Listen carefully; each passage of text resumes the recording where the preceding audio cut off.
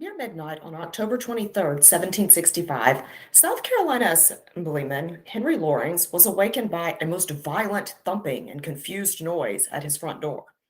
Upon investigation, Lawrence discovered that his home had been surrounded by a crowd of men who demanded to be let in so that they could search his property for stamps meant to be issued in compliance with the newly enacted Stamp Act. Lawrence truthfully denied that he was keeping the documents, but found that no fair words would pacify them. In an attempt to save both his property and his life, Lawrence dragged his heavily pregnant wife out of bed and presented her to the crowd dressed in nothing but her nightclothes.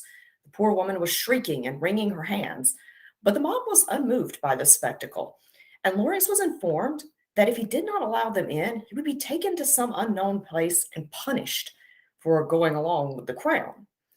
Eventually, Lawrence did allow them in, and the men searched the house from top to bottom, finding nothing inside.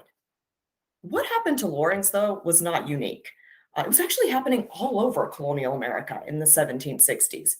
The period between 1765 and roughly 1776 is a period historians call the Imperial Crisis. It's a time in which colonial Americans are rethinking their relationship to the mother country, to England, and trying to decide where their place is within this new empire. So, what kicks off all of this trouble between America and Britain?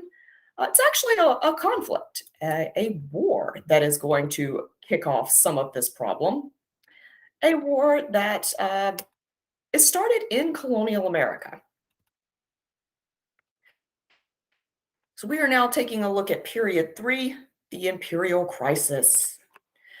Um, In the 1750s, some Americans from Virginia make their way across into what is today Ohio, to the Ohio River Valley, and they begin to harass the French there, triggering an international incident that leads to a war between England and France.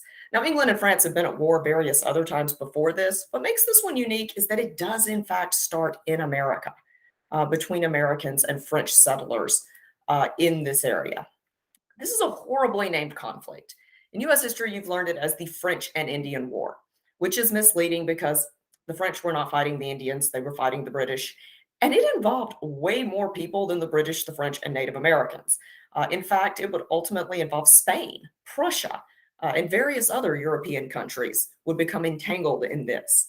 And if you think that America just gave it a bad name, in Europe it's known as the Seven Years' War, but it actually lasted for 9. So, horribly named conflict all the way around. But at the end of this war, England is the big winner.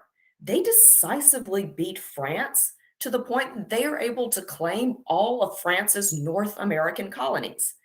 So, that's including what is today Canada and much of the Midwest of the United States. All of this becomes British land. It basically doubles Britain's holdings in North America. It also makes Britain the superpower in Europe. So, from a European history standpoint, you're looking at where does Britain go on this trajectory to suddenly become the world power it is in the 1800s? You can actually date it back to this point in history. This is the moment where England begins rising to be one of the greatest countries, if not the greatest country, for much of the 19th and early 20th century. But England has a problem.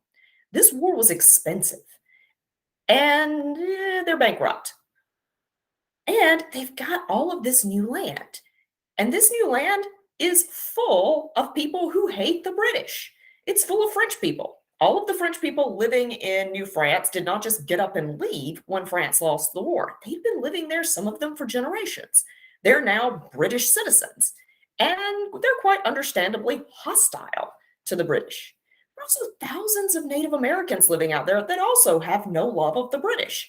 They have been trading with the French. They like the French. Remember from our earlier reviews, earlier lessons, the French have a much better relationship with the Native Americans they trade with, mostly because they treated the Native Americans with respect, something the British are never able to do. So we've got a hostile population of people out here who have no interest in being British subjects and are now British subjects. We also have another problem. Colonial Americans actively fought in this war, believing that they are fighting for more land. And so when Britain wins this war, they immediately believe they are going to get to flood over into this new land and claim it as their own. Britain realizes that if a whole bunch of American colonists go running over there and start claiming this land, it's just going to start another war with the people who are already living over there. And England is again bankrupt. They don't have the money for another war. And so they come up with an idea. They basically draw a line down a map of their North American holdings. It runs down what is today the Appalachian Mountain Range, and they call this the Proclamation Line of 1763. Basically, this states that American settlers are not allowed to go west of the Appalachian Mountains. The area that they have just acquired is going to be an Indian reservation. It's going to be a place where the Native Americans and the French people still living out here can live in peace without having any real interactions with British settlers or much with the British government in general. Now, on the surface, this looks great, but how do you enforce it? This is an incredibly long line. The British decide that they're going to need to build walls and series of forts along this line. These forts must be staffed with soldiers to keep Americans from streaming over there and taking this land. This is unprecedented. Most countries don't keep standing armies in times of peace during this period. So this is meaning that Britain is about to commit to keeping a standing army in a time of peace. But there's also another problem here. Soldiers, they like to be paid. They don't just do what they do for the love of their country. And so the king and parliament are aware that they are going to have to pay all of these troops to live and guard this proclamation line. Now, that's a problem, again, because England is bankrupt. And they can't possibly raise taxes on British people because people living in England are being taxed already more than they can afford. So, where's the money going to come from? Well, England quickly makes a realization. The people living in the British colonies in North America don't pay any taxes at all. Some of them pay taxes to their colonial assemblies, their colonial governments, but they pay no taxes at all to the British crown. And so Parliament and the King reason that because this army has to be there to protect the safety of the colonies and prevent a costly war, that British subjects living in North America should pay for this army. They should pay some sort of tax to support this army. Now, if you're an American subject hearing this, first off, Americans have never liked taxes. We never liked taxes. Never at any point where we like taxes are the thing for us. But we're also apprehensive about this army.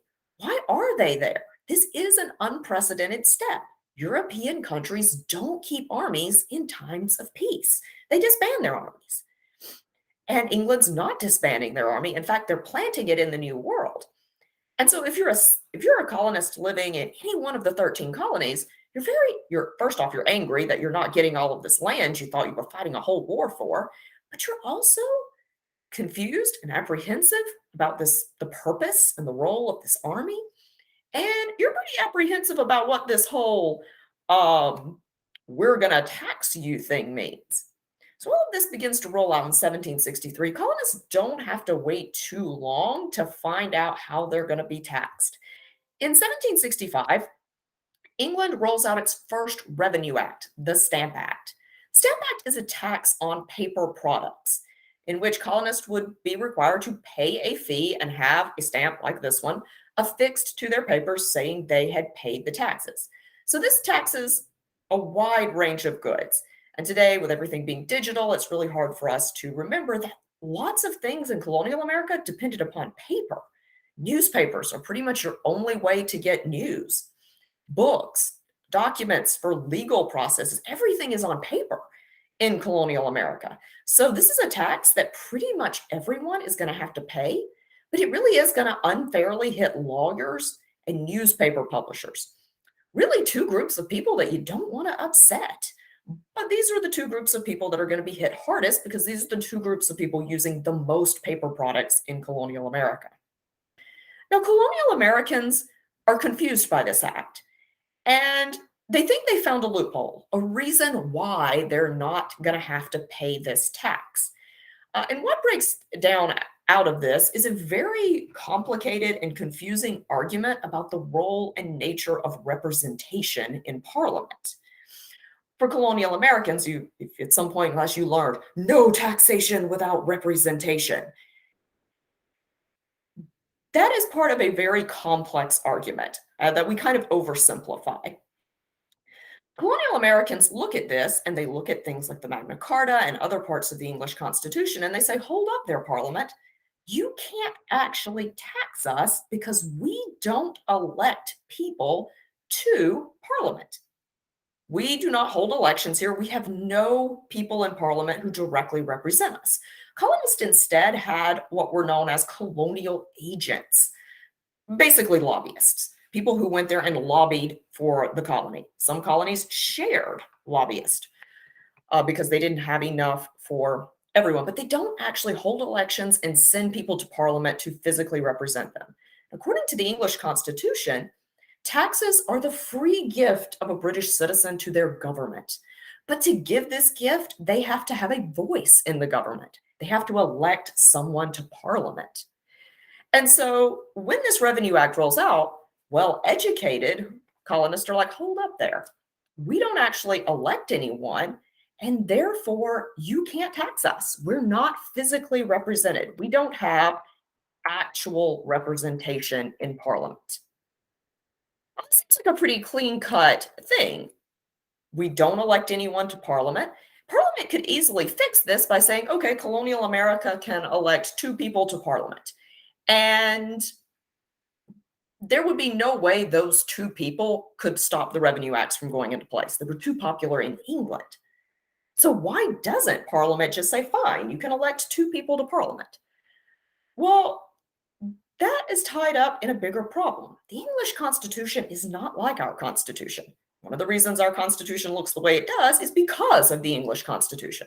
The English Constitution is just a collection of case law and other random documents cobbled together with political traditions in England. The document that set up Parliament recognized a specific number of parliamentary representatives from specific places in England. This document was drawn up in the Middle Ages, and the demographics in England itself has changed. There are cities now in England that did not exist when that document was written, counties that did not exist when that document was written. By contrast, some of the places that are allowed parliamentary representation in that document don't exist anymore by the 1700s. Or in one case, the case of Sarum had once been a prosperous town, but by the 1760s, there's only one family living there now, but that farmer elects himself to Parliament every single year and has a sitting seat in Parliament. So why doesn't England just fix this? Well, there's no clear path to amending the English Constitution. They don't know how to amend this document. There are people physically living in England who don't get to vote in elections. And England has smoothed all this out with the concept of virtual representation. The English government argues that because people who run for office are civic-minded people, they're people who love the empire, they're people who love England, that they represent everyone, not just the people from their own locations. They virtually represent everyone because they're always going to be doing what's best for the empire as a whole. And so when people in colonial America write out, we're not actually represented, England throws virtual representation back at them. And they say every single member of parliament either has family in colonial America or business interests in colonial America. We would never do anything that would hurt you. We all represent you. You are virtually represented. Now, having come through the recent unpleasantness with COVID and having had experiences with virtual learning, virtual work environments, I think we can all say that virtual is not the same as actual. In fact, we've all learned that virtual can be quite problematic. It's easy to have misunderstandings, even when you're seeing people over a computer, which they certainly didn't have in colonial America. In colonial America, England is 3,000 miles away, and it can sometimes take up to 3 months for something that is written in colonial America to reach England or vice versa. So American colonists don't buy this whole virtual representation thing. It's not the same as actual representation, and that's what they want. But England can't budge on this because they don't know how to fix their representation problem. So when colonial Americans realize right away that that's not going to be the way to win the we don't want to pay taxes argument, they then switch over to a new tactic, and that's violence.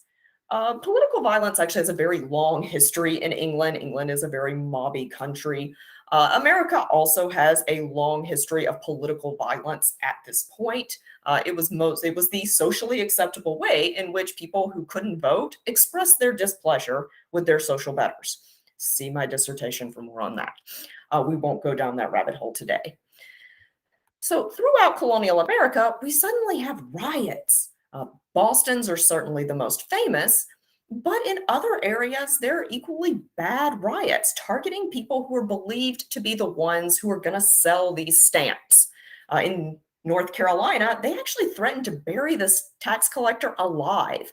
And they got him into a coffin, got the lid nailed on, and was shoveling dirt on him before he was like, whoa, hold up. I would not like to die today. Honestly, I was more stunned that he let things get that far before he was like, "Oh, you guys aren't joking." Like, I feel like when they shoved you in the coffin and started nailing the lid on, that would be the point you would realize these people are not joking. But who am I to judge? England is actually quite shocked by this level of violence. They didn't expect this, and they quickly repeal the Stamp Act. In fact, the Stamp Act only ever goes into effect in one colony. Georgia has the dubious distinction of having been the only colony to actually sell stamps during the Stamp Act crisis. Ah, Georgia. We tried, though. We tried.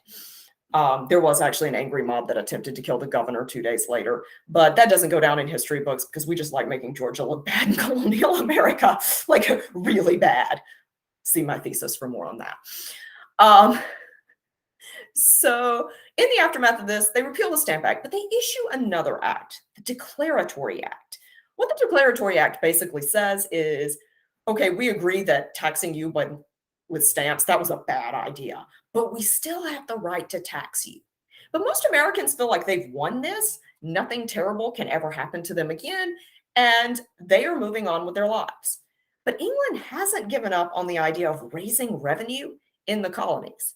And in 1767, they launch another attempt, an attempt that they think will be better received because it's not a direct tax. They actually throw out a series of import taxes known as the Townsend duties. This placed a tax on certain luxury items that would be imported from England, things like lead, glass, certain citrus fruits. These were things that really only wealthy people were buying. And so Britain thinks that Americans will embrace this. Americans have been paying taxes on imports the whole time. So this is not something that would necessarily be controversial. And it's going to affect the rich more than the poor. But Americans aren't having this either. And they meet this with what they call non importation. Essentially, they boycott British goods. They just stop purchasing anything from England. This actually has a horrifying effect on the British economy.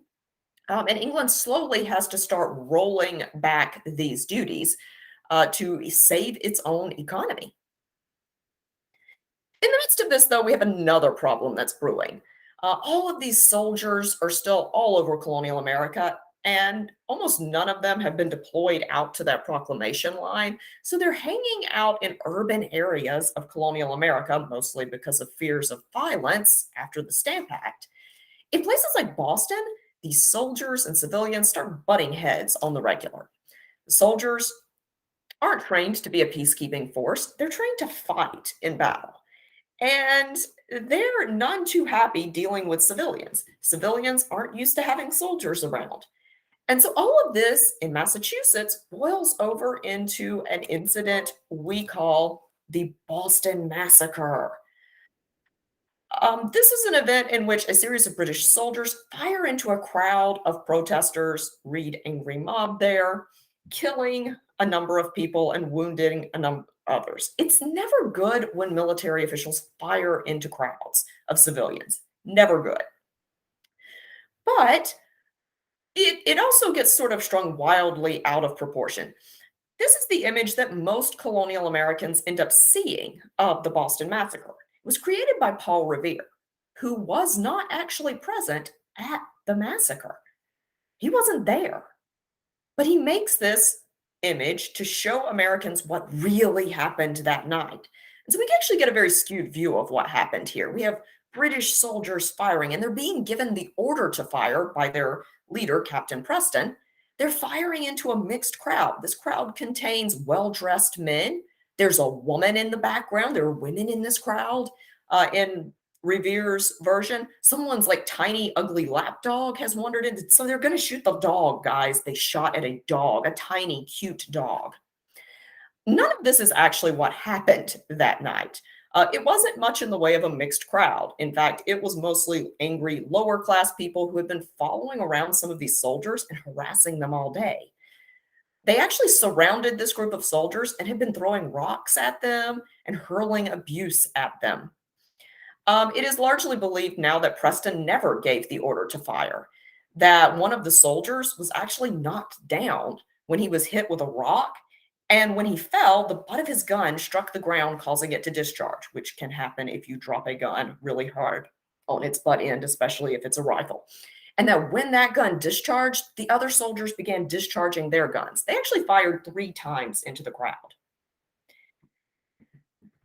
The soldiers are themselves arrested and charged with murder, but they're defended by a patriot lawyer, John Adams, who actually manages to prove that they were acting in self defense, that this was nothing like what Paul Revere showed, and that in fact, this was an angry mob of people who had attacked a group of soldiers, and those soldiers acted in self defense. So the men are actually acquitted. But you would think we now have this conflict where suddenly soldiers and civilians are like firing on each other. We are at a crisis point.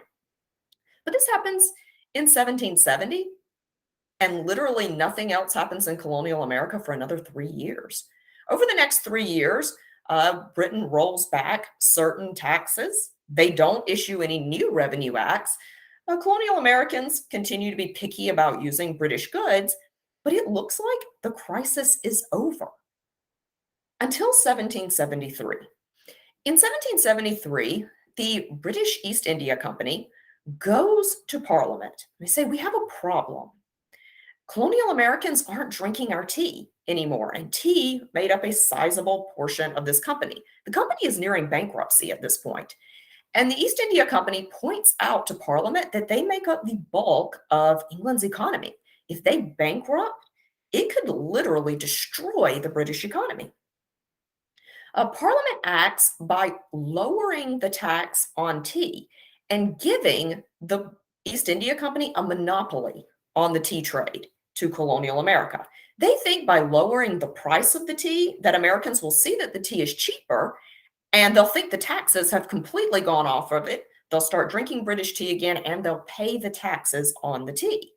Seems brilliant, right? Except that Americans weren't quite that stupid. They realized that the tax was still on the tea. And so when the ships of tea began arriving in all the colonies of the eastern seaboard, Americans simply refused to unload the tea. In Boston, this is going to come to a head when the group of patriots who want the tea sent back and the merchants who want to sell the tea can't come to an agreement. And in December, a group of men enter these ships and destroy the tea by throwing it into Boston Harbor. This has gotten the name the Boston Tea Party.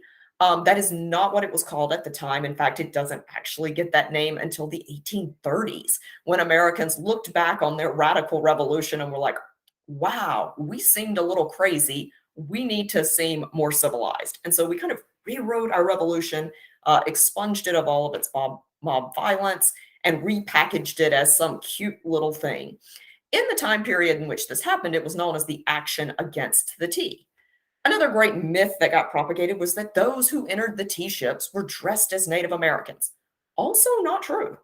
Mostly they had just taken coal and rubbed it all over their faces, realizing that to the British, all Americans pretty much looked the same. This was also done at night. So images made of this in the early 1800s would show it happening in broad daylight with dudes dressed like Indians chucking tea into the harbor with a cheering crowd.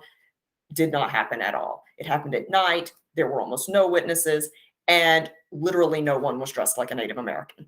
All of those are myths that spun up after the fact to make this seem less of what it actually was, which was an act of domestic terrorism. The loss of the chests of tea in Boston was a severe blow to the British East India Company, and therefore a serious and severe blow to the British economy. This was a serious thing. It was not the funny thing that we make it out to be. And Boston isn't the only colony that does it. Charleston also has its own tea party. Although, unlike the civilized people of the North who go and take care of this themselves, patriots in Boston lined up the merchants who had brought the tea in and told them that they'd kill them if they didn't do something about it. The something that they did about it was marched these merchants down to Charleston Harbor and made them throw their own tea in the Ashley River. Not to be outdone, Georgia decided waste not, want not, and they just threw the customs officials in the harbor. Things just collectively got weirder the further south you went with the whole Tea Party things. No joke. Georgia literally threw the customs officials in the harbor instead. And again, I guess waste not, want not, right? Don't waste perfectly good product when you're really mad at customs officials. Now, this is actually a huge turning point in this conflict because when the British, and it takes a couple of months to find out that this has happened, this is a very serious thing. It's not funny, and it's not at all what we make it out to be. England realizes that they've got to hit back and hit back hard. Now, they have mistakenly believed the entire time that the seat of unrest in America is in New England, in Massachusetts. They consistently fail to realize that all 13 colonies are really upset about this because Boston is making the most noise at this point. But all of the colonies are actually upset about this. And when they begin issuing punishments, they focus on Massachusetts. Something that Georgia governor, royal governor James Wright, actually writes them a letter about in 1773. And he tells them, "You're mistaken when you think that Massachusetts is the seat of this rebellion. I tell you that the whole country is in rebellion, and if you do not act in accord with that, you will lose all 13 of these colonies."